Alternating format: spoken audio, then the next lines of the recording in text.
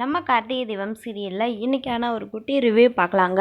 நம்ம சேனலை மறக்காமல் சப்ஸ்கிரைப் பண்ணிவிடுங்க. பக்கத்தில் பெல் ஐக்கான் வரும், அதையும் ப்ரெஸ் பண்ணிவிடுங்க. வாங்க வீடியோக்குள்ளே போகலாம். கார்த்திக்கும் தீபாவும் ரூமில் பேசிகிட்டு இருக்கிறாங்க. என்ன பேசுகிறாங்க அப்படின்னு பார்த்தீங்கன்னா, நான் உங்கள் வீட்டில் நம்ம கல்யாணத்துக்கு முன்னாடி அதாவது உங்கள் வீட்டில் தங்கியிருந்தேன் இல்லையா, அப்போவே நான் உங்களை லவ் பண்ண ஆரம்பிச்சிட்டேன். அதே மாதிரி நீங்களும் யாரையாச்சும் இல்லைன்னா என்ன லவ் பண்ணீங்களா அப்படின்னு சொல்லி கேட்குறாங்க தீபா. அப்படிலாம் இல்லை, நான் யாரையுமே லவ் பண்ணல அப்படின்னு சொல்கிறாங்க கார்த்திக். அப்போது ஓகே அப்படின்னு சொல்கிறாங்க. இப்போது நம்ம தீபா நான் எப்படியாச்சும் சீக்கிரமே கல்யாணத்துக்குள்ளே என்னை லவ் பண்ண வைக்கிறேன் பாருங்க அப்படின்னு சொல்கிறாங்க. நம்ம தீபா கார்த்திக்கிட்டே சவால் விடுறாங்க. நம்ம ஹீரோக்கிட்டே ஹீரோயின் சவால் விடுறாங்களா? ஸோ இதில் ஹீரோ ஜெயிப்பாங்களா இல்லை ஹீரோயின் ஜெயிப்பாங்களான்னு தெரியல. கண்டிப்பாக தன்னோட தீபாக்காக எந்த ஒரு விஷயத்தையும் விட்டு கொடுப்பாங்க.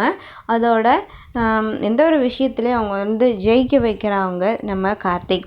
அதே மாதிரி கண்டிப்பாக அவங்க கல்யாணத்துக்குள்ளே இல்லை கல்யாணத்தை அன்னைக்கு கூட தீபாவுக்கு ப்ரப்போஸ் பண்ணுறதுக்கு நிறைய வாய்ப்புகள் இருக்குது.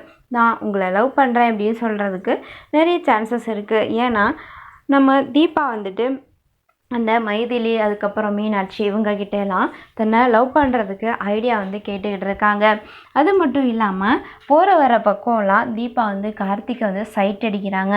இதுவும் பார்க்குறதுக்கு ரொம்ப சூப்பராக தாங்க இருக்குது. ஆனாலும் இந்த சீன்ஸ் எல்லாமே ரொம்ப க்யூட்டாகவும் ரொம்ப அழகாகவும் இருக்குது. அது மட்டும் இல்லாமல் இன்னொரு பக்கம் இவங்க இப்படி ரொமான்ஸ் பண்ணிகிட்டு இருக்கிறத பார்த்துட்டு இவங்க இப்படியெல்லாம் நடந்துக்கிறத பார்த்துட்டு அந்த ரம்யாவுக்கு பார்த்திங்கன்னா இதெல்லாம் பிடிக்கவே இல்லை. ஸோ இதுக்கு நமக்கு ஒரு ஆள் ஹெல்ப்புக்கு இருந்தால் நல்லா இருக்குமே அப்படின்னு சொல்லிட்டு அந்த ரியாவை ஜாமீனில் எடுத்துறாங்க. அதுக்கப்புறம் தீபாவுக்கும் கார்த்திக்கும் மறுபடியும் கல்யாணம் பண்ண போகிறாங்க அப்படிங்கிறாங்க நம்ம ரம்யா.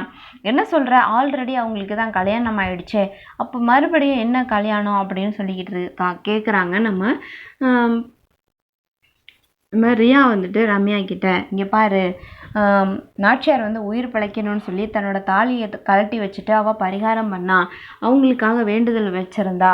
இப்போ அந்த தாலி அவள் கழுத்தில் ஏறணும், அதாவது முறைப்படி அவங்க கழுத்தில் ஏறணும்னு சொல்லி அவங்க 2 பேர்த்துக்கும் கல்யாணம் வச்சுருக்காங்க அப்படின்னு சொல்கிறாங்க.